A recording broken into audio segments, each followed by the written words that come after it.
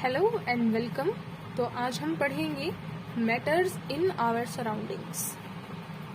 तो सबसे पहले हमें समझना होगा कि मैटर क्या होता है, हमारे आसपास के पदार्थ। तो मैटर यानी कि पदार्थ क्या होता है, व्हाट इज मैटर। क्या मैं वाटर को मैटर बोल सकती हूँ? क्या मैं घी को मैटर बोल सकती हूँ? क्या मैं टेबल को मैटर बोल सकती हूँ? मैटर यानी कि पदार्थ, कोई भी पदार्थ जो हम खाते हैं, सांस लेते हैं। जैसे क्या मैं क्लाउड को मैटर बोल सकती हूँ? एयर को बोल सकती हूँ? डेफिनेटली यस, ये सब मैटर्स हैं। तो यानी कि मैटर्स देखिए, वाटर क्या होता है, लिक्विड फॉर्म में होता है। लिक्विड को हम शॉर्ट में LQ ऐसे लिखते हैं। घी ये भी ऑलमोस्ट लिक्विड में ही जाएगा। टेबल सॉलिड होता है। क्लाउड सॉलिड फॉर्म में ही दिखता है वैसे तो। एयर क्या है, गैस फॉर्म में, गैशियस फॉर्म में। जिसको हम शॉर्ट फॉर्म में G लिखते हैं, सॉलिड को हम S लिखते हैं। तो अगर आपको कहीं पर भी किसी भी मैटर के बगल में अगर ऐसे ब्रैकेट में S लिखा हुआ दिख जाए तो उसका मतलब सॉलिड है।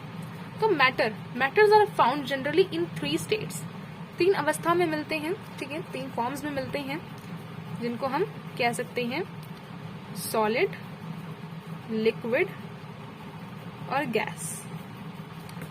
सॉलिड यानी कि ठोस, लिक्विड यानी कि तरल, और गैस यानी कि गैस, ठीक है।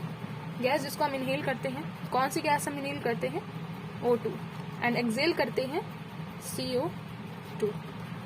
इनहेल मतलब लेना, अंदर लेना, श्वास लेना। CO2 मतलब जिसको हम एक्सेल करते हैं, बाहर छोड़ते हैं, ठीक है। So these are the 3 forms of matter, liquid, solid, liquid and gas, ठीक है। तो हमारा आज का जो टॉपिक है वो क्या है, हमारे आसपास के पदार्थ। तो हमने मैटर को तो समझ लिया, अब हमें समझना है कि जो हमारे आसपास के जो मैटर्स हैं, जैसे सॉलिड, लिक्विड, गैस, इनमें डिफरेंस क्या होता है। हम केमिकली, फिजिकली कैसे इनके बीच में डिफरेंशिएट कर सकते हैं। तो अब हम फटाफट से देख लेते हैं कि ठोस, द्रव और गैस हम कैसे पता लगाएंगे कि इनके बीच में डिफरेंस क्या होता है, ठीक है। सबसे पहले अगर मैं आकार की बात करूं, अगर मैं बात करूं कि सॉलिड, लिक्विड, गैस के जो पार्टिकल्स होते हैं, क्या पार्टिकल्स यानी कि कण, वो किस तरह से एक दूसरे से जुड़े हुए होते हैं, लगे हुए होते हैं। अगर ठोस की मैं बात करूं तो ठोस के जो पार्टिकल्स होते हैं वो बहुत ही टाइटली पैक्ड होते हैं। What is the meaning of tightly packed? Tightly packed का मतलब कि बहुत ही पास चिपके होते हैं।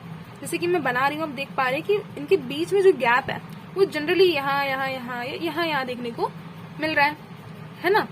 तो ठोस की पहचान क्या है कि उसके जितने भी पार्टिकल्स होंगे वो बहुत ही टाइटली पैक्ड होंगे, ठीक है, उनके बीच में स्पेस कम होगा। तो यहाँ पर मैं लिख सकती हूँ कि ठोस में स्पेस क्या होता है, लेस स्पेस यानी कि स्थान कम होता है। किनके बीच में? कणों के बीच में। अब लिक्विड की बात करते हैं। अच्छा, मुझे बताइए कि मान लीजिए मेरे पास 1 ग्लास ऑफ वाटर है। अगर मैं इसके अंदर कोई कलर मिलाऊं, ठीक है, मैंने मान लीजिए कलर मिलाया रेड, ठीक है, तो ये वाटर जो है ये रेड कलर का हो जाएगा, इट विल बिकम रेड। अच्छा, अगर मैं इस वाटर में कलर के साथ साथ मैं इसमें शुगर भी मिला दूं, I am adding some sugar, मैंने इसमें शुगर ऐड कर दी, मैंने इसमें सॉल्ट ऐड कर दिया, मैंने इसमें लेमन ऐड कर दिया, ठीक है। अब आप कहीं नींबू पानी बन गया ये। तो मैंने इसमें शुगर, सॉल्ट, लेमन ये सब मिला दिया, ठीक है। वाटर नहीं, अब जो लेवल था वाटर का, ठीक है, पहले वाटर का लेवल थोड़ा सा लार्ज करते हैं फिगर को। मान लीजिए पहले इस ग्लास में जो वाटर था उसका लेवल इतना था, अब मैंने शुगर वगैरह सब मिला दिए, अब भी इतना ही है। तो क्या ये सब ऐड जब हुए तो बढ़ना चाहिए था ना, लेवल राइज होना चाहिए था।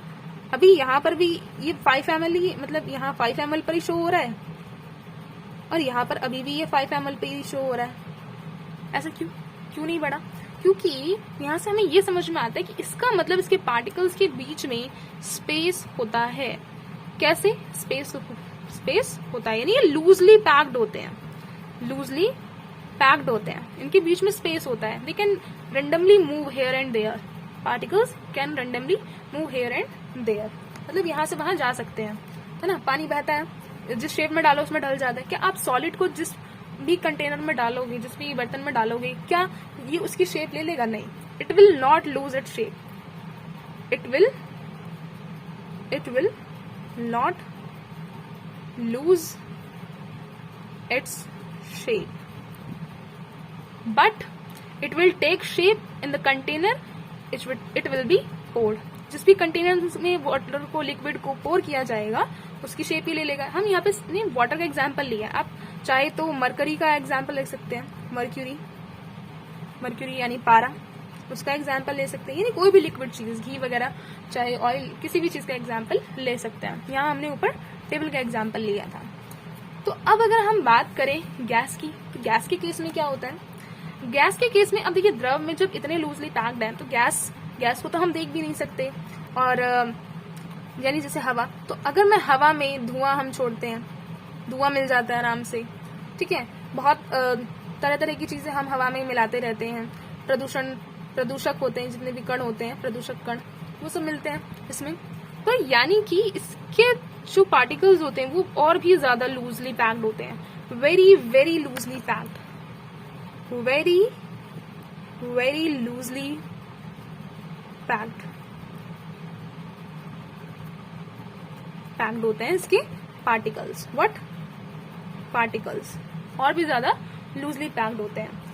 और द्रव के केस में लूजली पैक्ड पार्टिकल्स, ओके। और इसमें very very loosely packed particles कि यहाँ से वहां मूव कर सकते हैं। अच्छा, तो अब मैं आपको यहाँ पर एक चीज बताना चाहती हूँ। जैसे कि मान लीजिए हमारे जो घरों में गैस सिलेंडर आता है, क्या आता है हमारे घरों में? गैस सिलेंडर आता है, ठीक है, गैस सिलेंडर। इस गैस सिलेंडर में क्या भरी हुई होती है? इस गैस सिलेंडर में भरी हुई होती है LPG, यानी कि लिक्विफाइड पेट्रोलियम गैस, जिसे हिंदी में हम कहेंगे द्रवित पेट्रोलियम गैस, ठीक है। ये जो LPG होती है, ठीक है, इसको क्या किया जाता है, कैसे भरा जाता है सिलेंडर्स में? गैस को कंप्रेस किया जाता है,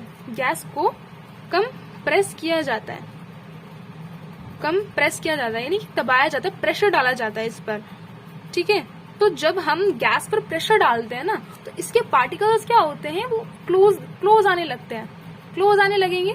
जब क्लोज आएंगे तो वो लिक्विड में फॉर्म कन्वर्ट हो जाएंगे, तो इसीलिए इसको हम बोलते हैं लिक्विफाइड पेट्रोलियम गैस, ओके। तो यहाँ पर हमने देखा तीनों के बीच में क्या डिफरेंसेस, के पार्टिकल्स कैसे अरेंज्ड होते हैं, पैक्ड होते हैं।